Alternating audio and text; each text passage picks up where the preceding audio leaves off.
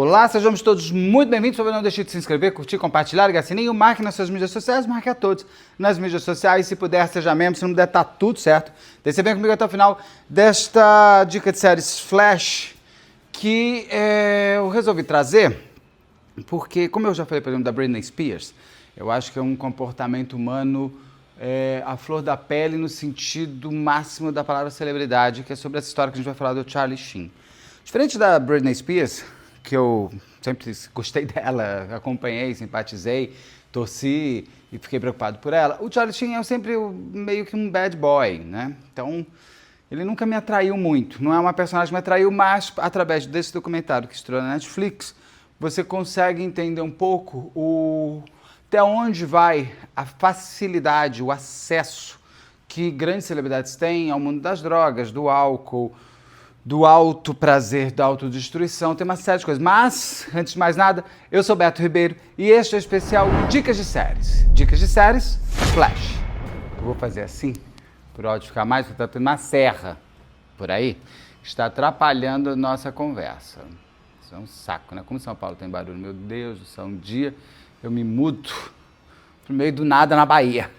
Não vou ter barulho, tudo cai, inclusive quando o barulho vem barulho de todos os lados. Mas, como eu estava falando no começo, o Charlie Sheen, ele tem pouca diferença de idade comigo. Ele nasceu em 1965, no dia 3 de setembro de 1965, ele acabou de fazer 60 anos de idade, estou gravando aqui em 2025, exatamente quando estreou este documentário dele, que chama Aka Charlie Sheen, que é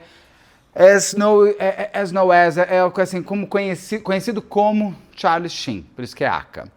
E até tem um motivo, porque o nome dele não é Charlie Sheen, tem uma série de coisas e tal que eu vou entrar aqui no decorrer da história. Mas o Charlie Sheen, ele vem de um universo, a casa dele, a vida dele, desse homem chamado, na verdade, Carlos Arvin Esteves, que ele é filho de um grande ator eu até anotei o nome, porque às vezes eu me confundo, com Martin Sheen. Martin Sheen, o pai dele fez Apocalipse Sinal, fez West Wing, uma série onde o pai dele fazia o papel de presidente.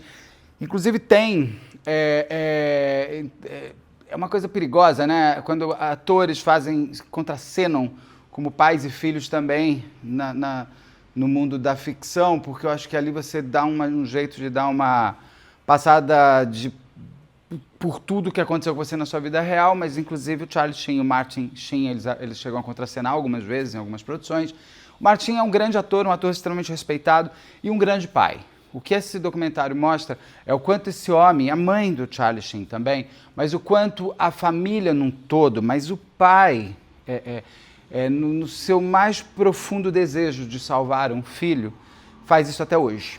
Esse homem está vivo, o Charlie Sheen está vivo, ele deve estar lá com mais de 80 anos, e o Charlie Sheen com 60, mesmo assim ainda ele tem que se preocupar com o filho, um filho esse que foi para um exercício muito forte da autodestruição. Pessoas que vão para a autodestruição pelo prazer de se autodestruir nunca me atraem demais. Por exemplo, a Britney Spears, ela foi para a autodestruição porque ela virou uma vítima do próprio sistema onde ela foi colocada. Ela era uma menina pobre, classe média baixa, que foi alçada pelos pais. Os pais fizeram ela trabalhar feito uma louca desde criança para virar arrimo de família. O Charlie Sheen, diferente da Britney Spears, ele faz parte do sistema, ele é o sistema, uma vez que ele já vem de uma família onde tem um ator extremamente respeitado em todos os sentidos, tanto financeiramente, como em prêmios, como em críticas e tudo mais. Então o Charlie Sheen, ele se utiliza do sistema porque ele é o sistema. A Britney Spears, ela é engolida pelo sistema. Muita gente vai falar que não, que sim, que não, mas é como eu enxergo essas duas personalidades que se parecem muitas vezes, mas que trilharam caminhos por droga, por álcool, por sexo exacerbado. Uma, porque foi levada a se tornar um sex symbol, que é a Britney. Outro, porque era tudo muito fácil para ele desde o começo. Mas esta dica de série aqui não é um paralelo entre Britney Spears e Charlie Sheen, muito pelo contrário. É só porque eu acho que é importante a gente trazer comparativos nessa hora, para a gente entender o tamanho e a dinâmica que vai se tornar e tomar a vida do Charlie Sheen.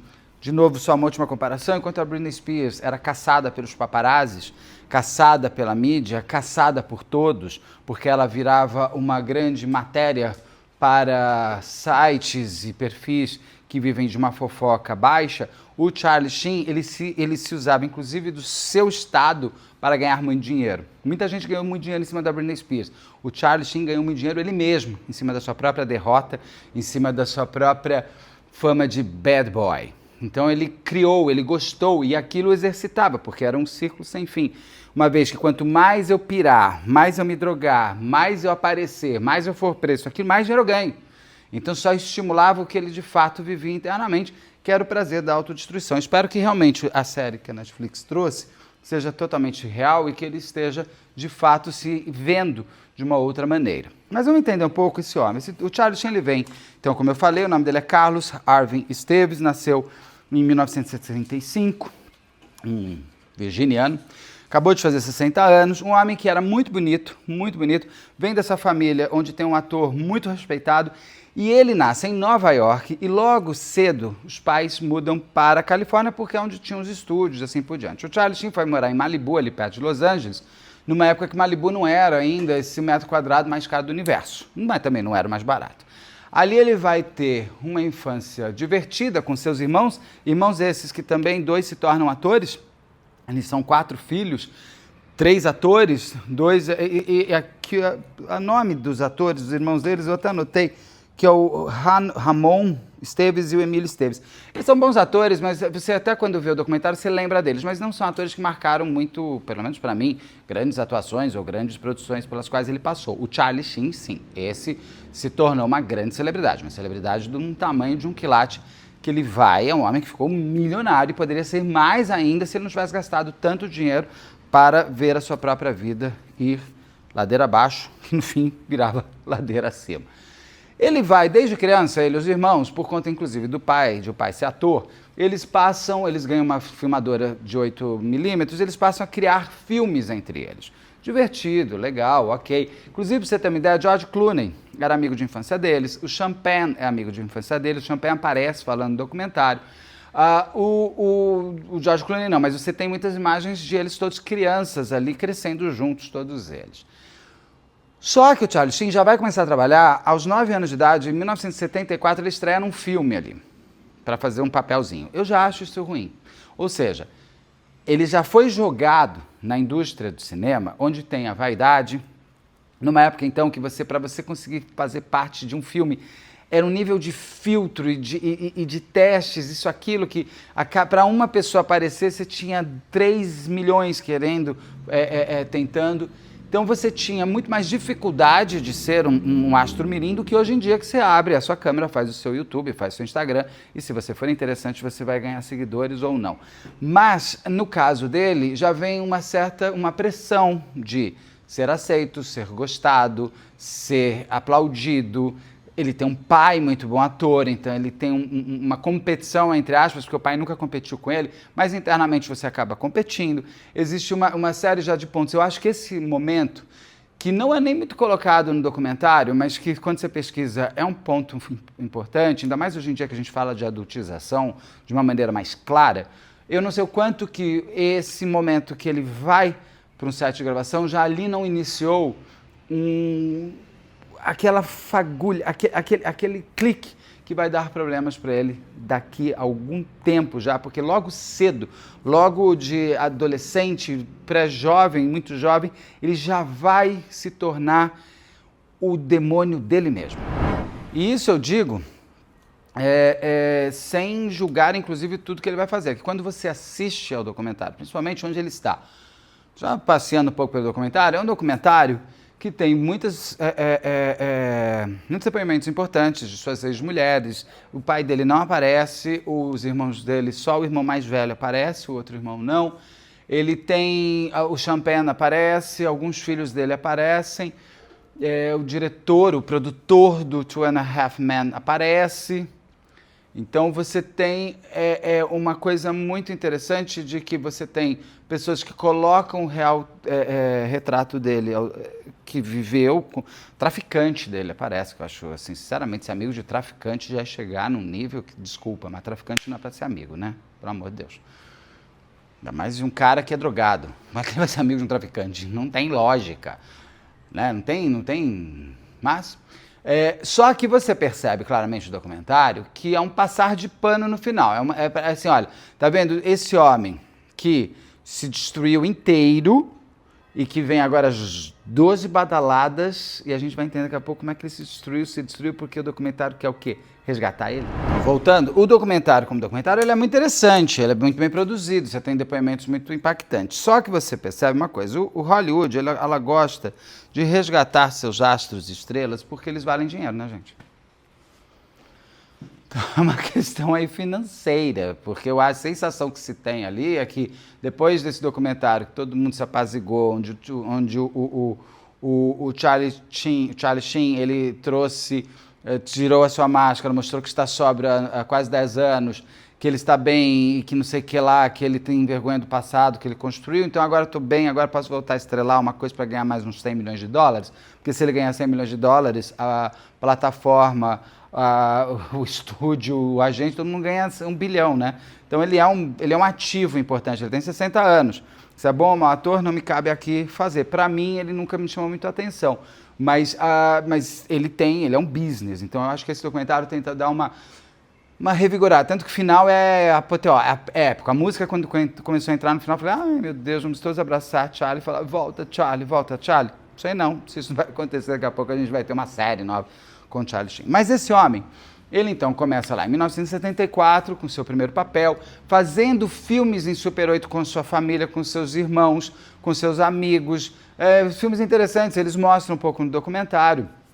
Filmes, às vezes, muito violentos, porque ele, o Charlie Sheen, foi, inclusive, lá para as Filipinas, nas locações onde foram filmados Apocalipse Sinal, que é um filme muito denso de violência, muito denso de guerra, muito denso de dramaticidade. O pai dele faz uma personagem muito cheia de problemas com drogas, isso, aquilo. Então, o quanto que isso pode ter impactado mentalmente naquele menino, a fantasia e a realidade.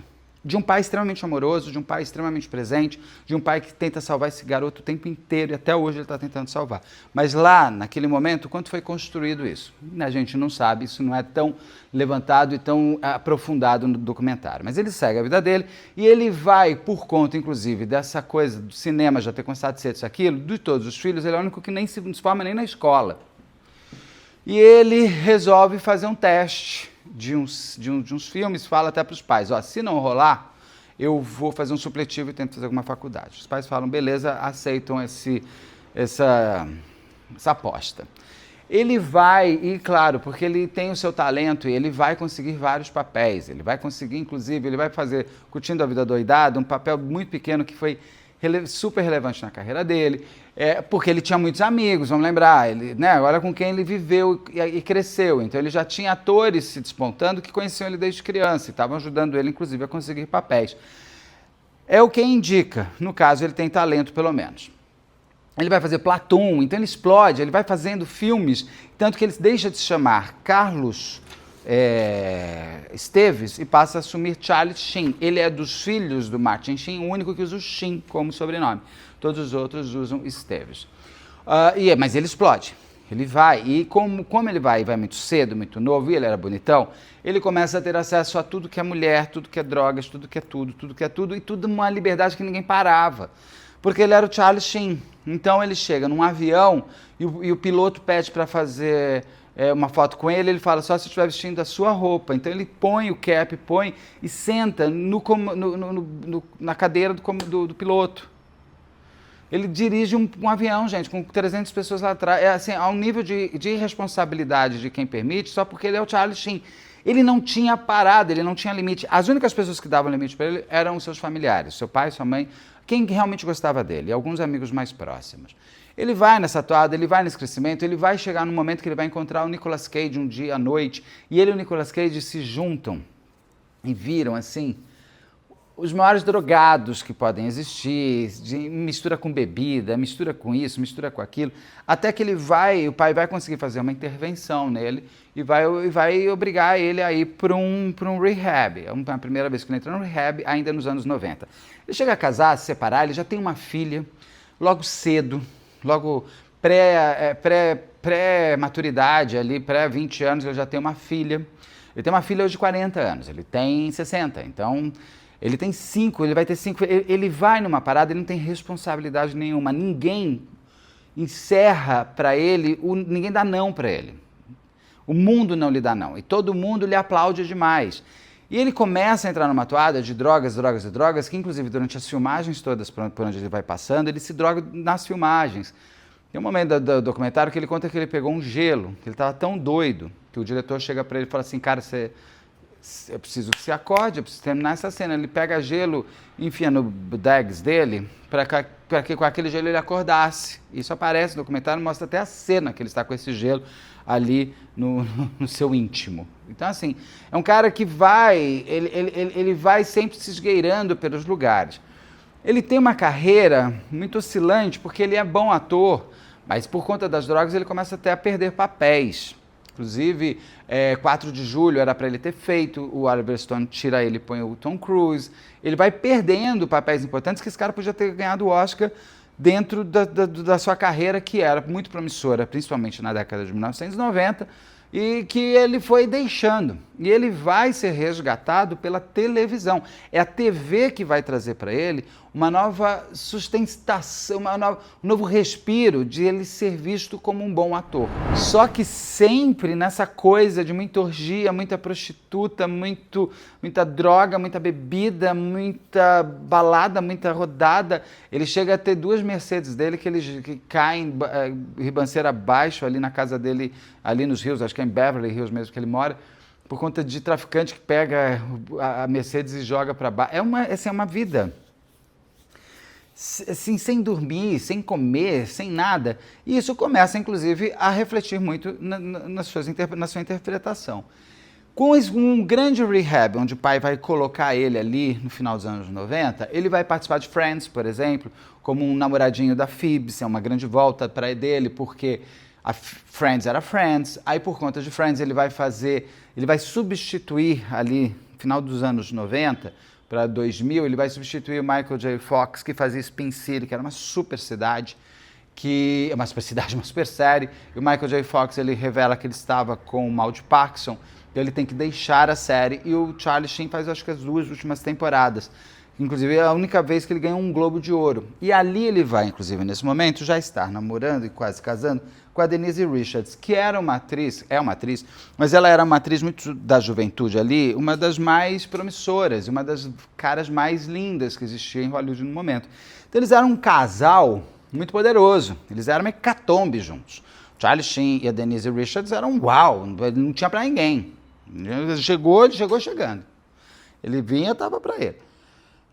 Era uma coisa Angelina Jolie e Brad Pitt. Sabe assim? Era Brad Pitt, Jennifer Aniston e Charlie Sheen e Denise Richards. Era isso que a gente via assim, em qualquer lugar que chegava em premiações de Emmy, Globo de Ouro, assim por diante. Por conta... E ele tinha feito uns filmes meio... Aqueles que tiram sarro, tipo... Acho que é Top Gun. Não Top Gun, mas é um que tira sarro de filmes. É até divertidinho, mas é uma coisa que para um ator do calibre dele, ele tinha que estar buscando papéis mais importantes para ele disputar Oscar, né? Só que com o advento, com a TV consegue fazer dele um cara extremamente interessante para papéis. Então ele faz o Spin City, vai super bem, ele estava sóbrio, ele tinha parado ele já estava realmente, ele estava sem beber, sem se drogar já fazia um tempo. Aí ele vai fazer, aí o que acontece? O Chuck Lorre é um dos maiores produtores executivos do mundo. Agora não estou lembrando todas as séries que ele fez, mas ele vai produzir o Two and a Half Men. Eu não gosto da série, eu não assisti. Eu não vi porque era uma série que me incomodava exatamente pela personagem do Charlie Sheen. Eu acho muito fácil atores fazerem a si mesmos na tela, porque eles não têm trabalho nenhum de ator. E nesse caso, nessa série, quando o Chuck Lorre vai fazer a série com a Warner, ele fala que tem uma personagem, que são 2 irmãos. Quem já viu que são 2 irmãos e o filho de um irmão, né? Por isso que é 2 homens e um meio homem, que é o menininho, uma criança que você vê crescendo durante a série. Isso é 2003, uma coisa assim. Ele vai começar essa série e o Chuck Lorre fala, ele descreve essa personagem e ele fala, é um Charlie Sheen. E a TV fala, então por que não colocamos o Charlie Sheen? Gente, a personagem no Two and a Half Men é um homem que bebe, que toma remédio, que faz noitada. É exatamente aquilo que o Charlie Sheen não podia mais chegar perto. Eu acho arriscadíssimo para assim, a série para ter sido boa e para quem assistiu também, porque o cara ele estava passeando por um mundo que ele conhecia. Ele tinha até feito um pouco de tiração de sarro no Spin City, já falando de sobriedade e tal. Eu acho perigosa essas coisas. Eu acho que isso não é uma autoironia dentro de um raciocínio, de uma reflexão sua, de você perceber o quanto que aquilo te faz mal. Aquilo é um texto escrito para te usar, para catapultar o seu pior, para que todo mundo ria e todo mundo ganhe dinheiro. É muito perigoso. E era muito... É uma série que eu não consegui ver mais que 3, 4 episódios. Era uma série que me deixava... Porque eu sabia a história daquele cara, e pra mim ele tava tirando sarro de todo mundo, pra mim ele tava drogado. E no fim ele começou a se drogar de novo durante a série. E a Denise Richards, a mulher dele, vai inclusive trabalhar na série, o que eu acho maluco ainda. Porque aí não deixa de ser uma série de ficção, passa a ser quase um Big Brother. Porque você tem um cara que é viciado, bêbado, bonachão, bobão, é um quarentão que não deu certo e que é um mulherengo, que vai casar com a Denise Richards, que é a mulher dele na vida real, e que inclusive eles vão ter um filho, e esse filho é a filha dele que vai nascer. É misturar demais a realidade com a ficção, e para pessoas com esse tipo de personalidade, você começa a fundir demais o que é de verdade e o que não é. Dito feito, tem uma hora ali que até a personagem começa a tomar remédios. Olha só, para um cara que é viciado, como é que escreve uma cena dessas? Ele começa a tomar remédios, e por conta daquela cena, isso ele diz no documentário, ele passa também a descobrir os remédios, já que ele não usava mais a cocaína.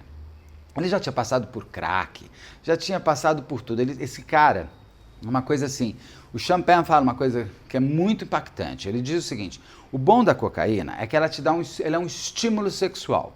Só, eu não gosto, não uso nada, assim, você quer usar, faz problema, não traz na minha casa, não convive, eu não gosto da energia da cocaína. E assim, segundo ele conta, o Champagne, a cocaína é um estimulante sexual, só que você não consegue ter ereção. O cara fica com maior tesão, mas não consegue fazer nada. Só que o Champagne fala, no caso, a única pessoa que consegue usar a cocaína para ser um estimulante e, ao mesmo tempo, praticamente um Viagra, é o Charlie Sheen. Então, a cocaína para ele era uma loucura, porque ele começou a ter uma hipersexualidade muito forte. Uma vez que ele usa cocaína, ele fica com vontade e ele consegue exercer, ele não vai parar. É interessante como essas pessoas que auto se destroem, elas conseguem também atrair, ao mesmo tempo, as pessoas que estão interessadas em participar aqueles corvos sanguessuga, eles conseguem puxar pessoas muito boas, muito legais e que se preocupam bastante com elas. Então o Charlie Sheen tinha os pais, tinha a família, tinha alguns amigos próximos, e a Denise Richards, a mulher dele, que era uma mulher muito legal e que até hoje é uma mulher muito legal com ele. Eles vão ter 2 filhos e o Charlie Sheen começa a entrar numa paranoia, numa coisa muito forte de uso de drogas dentro de uma série que estava explodindo.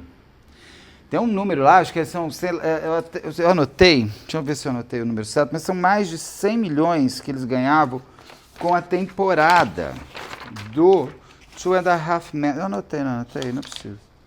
Cadê o dinheiro, menino? Eu fiquei tão horrorizado no seguinte sentido, né? Como é que ganha tanto? 155, eles ganhavam, a TV ganhava 155 milhões de dólares com a temporada do Two and a Half Men. Só que o Charlie Sheen começa a ter inúmeros problemas. Ele vai se separar da Denise Richards, porque ela não vai conseguir mais, ela tem 2 filhas com ele. É um divórcio problemático, porque ele tinha acessos de fúria, ele começa a tomar testosterona. Então ele está usando cocaína, usando remédio, bebendo, usando testosterona. A testosterona dele, ele fala, estava 4.000. Então era um cara que sexualmente a vida dele era em volta do boneco dele. Ele só pensava nisso. Era revista pornô o tempo inteiro. Eu sou o ator que faz Two and a Half Men, conta, inclusive, que uma hora que ele quer que ele esconda uma revista e tal. Aquilo que era maravilha de todo mundo, uma série de sucesso como Friends, aquele Two and a Half Men estava sendo ainda mais forte, ainda mais que Friends já tinha se aposentado, a série. Ele começa a ficar muito louco. Ele vai ser preso em Aspen, porque ele já troca de mulher. Ele vai ter, eu acho que, se eu não me engano, são gêmeos. Ele vai ter 2 meninos gêmeos ali. Então ele já vai ter 4 filhos. Ele fala toda hora 4 filhos, mas ele tem 5 filhos, que ele tem aquela filha que ele teve com 20 anos de idade. E ela até aparece em foto e tal, mas ele fala dela. Eu não entendi porque toda hora depois ele passa a falar que tem 4 filhos. Ele vai ter, então, com a Denise Richards 2 meninas, e com essa nova mulher, que é uma mulher muito junk. Ela é uma socialite, mas muito junkie. Ela é junkie até hoje. Você vê a entrevista dela, você percebe que a mulher está travada. E até hoje ela está tentando deixar as drogas. E os dois, em 2009, se eu não me engano, estão em Aspen, ali, e eles quebram pau, ela liga para a polícia, ele vai preso no dia 25 de dezembro daquele ano. E ela também faz exame de sangue. Ela estava tão louca da droga e da bebida, que depois porque ela estava em paranoia. Então, ela mesma não sabe se aquilo que ela disse que ela viu, que ela disse que o Charlie Sheen pegou uma faca e queria matar ela. Ela acha depois que aquilo foi uma visão dela dentro da paranoia que ela estava vivendo do uso das drogas e da bebida, que os dois estavam entrando em hecatombe. Com tudo isso, a Warner vai exigir que ele faça uma retratação pública e diga que vai melhorar. Na época tinha até o Tiger Lee, que ele tinha passado por algum problema, que ele tinha feito um pronunciamento pedindo perdão para a família, para tudo certinho, assim, porque tem marcas, tem dinheiro, tem isso. O Charlie Sheen fala assim, eu não vou falar nada, eu sou eu e acabou. Ele estava na loucura, só que ele truca e ele ganha. Com ele trucando, a TV fala, ou você pede desculpas ou a gente cancela a série. Ele fala assim, então cancela. Só que eles já tinham fechado 2 anos com um monte de marca. Eles não conseguem. Para fazer o Charlie Sheen voltar, ele começa a ganhar, ele vai ganhar $2 milhões por episódio. Gente, eram 26 episódios, são mais de $40 milhões por temporada, por ano, que ele ganhava só daquela série. O homem ganhou muito dinheiro. Ele deve ter ainda, mas ele ganhou muito dinheiro. Então, assim, o truco, a doideira dele, a bebida, isso, aquilo, transformou ele no... E ele fez um winning, ele tatuou winning, ele começou a criar uns jargões, tal, não sei o que lá. E ele ainda vai ficar ainda mais um tempo dentro da série, impossibilitando tudo, porque ele chegava atrasado, às vezes ele não ia, estava sempre doido, e ele é muito simpático, todo mundo fala que ele é muito simpático. Então ele era aquele tipo de doido que entra no set, mas todo mundo gosta, e ele dá bom dia para todo mundo. Então ele está atrasado, isso aqui, mas você perde a raiva, porque ele não é metido. E aquilo vai dando um estímulo, porque todo mundo gosta dele daquele jeito, e ele não vai parando. O pai tenta parar ele depois outras vezes, ele vai ter uma super overdose, o pai vai botar ele no hospital, e ele faz um pronunciamento, pedindo para que os outros pais, as outras crianças vejam Charlie Sheen como exemplo de não usar drogas. Ele faz um depoimento emocionante do quanto ele está tentando salvar o filho, tem uma série de coisas que vão aparecendo nisso. Só que vai chegar num ponto que ele vai estar tão doido da história, que ele vai começar a dar entrevista, imagina, metendo pau no Chuck Lorre, que é o chefe da série.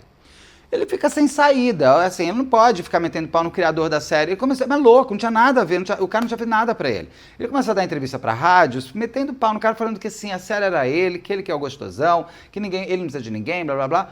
Ele pega e ele é mandado embora. Mandado embora. E com baita de um problema jurídico, porque ele tem dinheiro a receber, que até hoje não recebe, que ainda tem uma briga judicial e tudo mais. Só que, com o advento da demissão, ao invés de ele parar, olhar e falar, meu Deus, eu me ferrei, não. O mundo dele, que já estava de cabeça para baixo, vai mais de cabeça para baixo ainda. Se ele já estava no fundo do poço, cavaram para ele mais 780 metros para ele se afundar ainda mais. Porque ele começou ele dá uma entrevista, a entrevista que aparece, que ele dá, acho que na ABC, é angustiante, que ele põe um Winnie, eu sou Winnie, ele começa a criar jargões, ele começa a criar memes. Isso já é lá para 2011. E naquele ano ele fala que foram 100 dias de inferno, porque ninguém parava ele, porque todo mundo, na verdade, estimulava que ele ficasse ainda mais doido.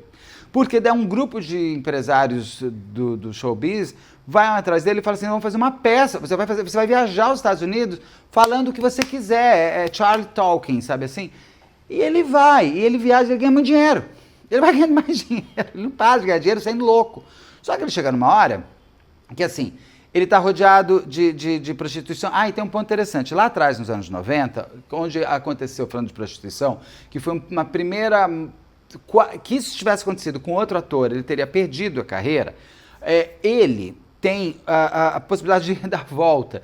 Ele é acusado porque é o seguinte, ele tinha gastado uma grana, tinha uma mulher lá, uma cafetina em Hollywood, e ele pegou essa cafetina e ficava chamando as prostitutas dela. Ele chamar as prostitutas, em princípio ali, o crime seria menos grave. O problema é que ele chamava as prostitutas e deixava os amigos também usarem. Isso já vai para não é importunação sexual, meu Deus, é por exploração sexual. Então, para ele não ser preso, ele conta que a mulher é cafetina, a mulher vai presa, ele não vai. Então, mas aquilo deu uma manchada na imagem dele. Eu tô vendo que estão tentando fazer com esse documentário, que fizeram com o Robert Downey Jr., que ele parecia que ele tinha acabado e ele voltou depois do Homem de Ferro fantástico e ele conseguiu se reerguer. Inclusive fizeram uma piada sem graça com ele numa das premiações, e porque ele é um homem que ele é muito diferente do Charlie Sheen, mas ele também se afundou. Só que o Charlie Sheen, então, que já tinha perdido o emprego e tal, começa a viajar aos Estados Unidos com esse show, esse talk show dele, esse stand-up dele. Só que ele vai ficando tão doido, que os primeiros são divertidos, cheio de fã na rua, todo mundo falando winning, winning, winning, estimulando e confirmando que a loucura dele era legal, só abrindo mais o buraco para ele se catar de cabeça mesmo, né? Até que a droga vai chegando num ponto, ele ficava assim 36 horas sem dormir, que ele vai pro teatro e não consegue falar nada. E aí ele começa na decadência novamente. Aí ele vai pro rehab e ele tá voltando agora. Nessa história toda. Ele é um homem completamente diferente. A entrevista que ele dá, e quando você vê ele no passado, ele é diferente, inclusive fisicamente. Inclusive aconteceu com ele um fato que ele, por conta de toda essa hipersexualização, essa loucura sexual dele, ele conta que ele começou a transar com tudo que era tipo de pessoas, gêneros e tudo mais. Ele deixou de ser heterossexual para ser um plural. Ele transava com homem, mulher, com todo mundo. Então ele não é um bissexual, mas a sexualidade dele foi aflorada em função da sua própria hipersexualidade. Com isso, ele acabou, até por conta de transar com pessoas que daí sem preservativo, só que ele acabou adquirindo o vírus do HIV, ele conta isso. E ele passou, inclusive, acho que é 2015, que ele confessa, ele escancara essa realidade dele, porque pessoas iam na casa dele para transar com ele, principalmente algumas prostitutas, tiravam fotos do remédio dele e começavam a chantagear ele. Ele gastou, assim, com uma mulher $1,5 milhão para ela não falar nada, contra $500 mil, tal. Então ele falou, ou eu falo. E eu acho que, assim, gente, o HIV mudou muito. A gente que nasceu lá atrás, ele tem o estigma ainda da morte, mas hoje, como ele mesmo diz, e é verdade, segundo os médicos, é melhor você ter relações com uma pessoa que tem HIV indetectável, ou seja, que está em tratamento e não vai te passar o HIV, do que ter uma relação com uma pessoa que não faz nem exame, né? E ele é garantido que ele não transmitiu para ninguém, nem para os filhos, nem para as mulheres, todo mundo confirma isso tudo que ele diz também. Então ele foi para muitos lugares. Ele é um sobrevivente por uma... ele começa a inventar que ele tem sangue de tigre. Eu tenho sangue de tigre, por isso que eu não padeci de tudo que eu passei, meu DNA é diferente. Ele começa a se achar imortal, a se achar intocável. E isso é um problema, porque somos todos seres humanos e com limites. O teu pode ser maior, o meu pode ser menor. No caso dele, eu acho que o anjo da guarda dele trabalhou foi demais. E o pai dele não teve descanso. E para completar, ele foi, inclusive, acho que em 2020, um ator, eu peguei o Niall Feldman, ele tem uma cara conhecida, ele fez Goonies, fez Stand By Me, um ator que foi criança. Ele tem uma diferença de 6, 7 anos com o Charlie Sheen. Ele disse que ele foi estuprado pelo Charlie Sheen quando ele tinha 13 anos. O Charlie Sheen ficou horrorizado com isso, ele fala que não o processou, não sabe por quê, mas ele disse que, pelo amor de Deus, isso ele não fez. Tem uma coisa interessante, que ele não nega o seu demônio. É uma série muito honesta por parte dele. É uma coisa muito triste você ver uma pessoa que poderia estar contando, na verdade, uma biografia muito mais solar, com muito mais desenvolvimento profissional. Porque como ator, ele não cresceu tanto porque ele estava doido. E você precisa se exercitar, não é só saber, ainda mais a última personagem de grande relevância que ele fez, que foi o Two and a Half Men, porque ele era ele. Ele sabia ser doido, ele sabia ser bêbado, ele sabia ser um bonachão, aquilo era dele. Então ele não teve um exercício real de se transformar numa outra persona, né? Que esse é o grande legal trabalho do ator. Então ele pode ser, eu acho que esse documental aí é um Welcome Back, Charlie Sheen. Eu acho que tem uma coisa assim.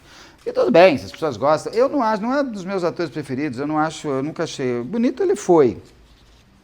Ah, já falei, nossa, vontade de ver o Charlie Sheen. Ah, vou. Não, nunca fui ao cinema para ver o Charlie Sheen. Fui ver Platoon lá atrás porque eu queria ver o Platoon, mas não é aquele ator. Tem ator que faz a gente assistir até coisa ruim, não é? Ele, Deus me livre, eu não via por causa dele. Né? Até porque essa coisa do autodestrutivo pelo prazer de ser, eu sou o máximo. Eu não gosto, não me atrai. Eu não tenho, assim, eu olho e falo assim, é um bobo. E só é assim porque teve oportunidade para ser. E não porque o mundo onde você entrou o transformou nisso, a la Britney Spears. Você é isso. Você, na verdade, é o sistema que pega meninas como a Britney Spears e transforma no que ela se transformou hoje. Sugam a alma, o dinheiro, o coração, a mente, transformam num boneco de ganhar grana e depois jogam para lá e a pessoa fica sem ter criado uma história, uma vida real. Ele vem do sistema, ele é o sistema. Né? Então, como ele é o sistema, ele está agora até modificando a sua própria imagem. Vale a pena assistir, são dois episódios de 1h30 cada. O primeiro episódio eu demorei para engatar, um pouco sacal, assim como a história vai sendo contada. É muito interessante uma outra parte. A estrutura da edição, muitas vezes, para confirmar aquilo que ele está falando, eles buscam nos filmes feitos. É bem legal. Isso é uma linguagem diferente, vale a pena assistir. Vale a pena ver essa trajetória de até onde vai no comportamento humano. Uma pessoa que tem tudo e que quebra tudo. Então ele deve estar tendo agora essa nova oportunidade. É isso, espero que vocês tenham curtido, tem vídeo todo dia. Até já.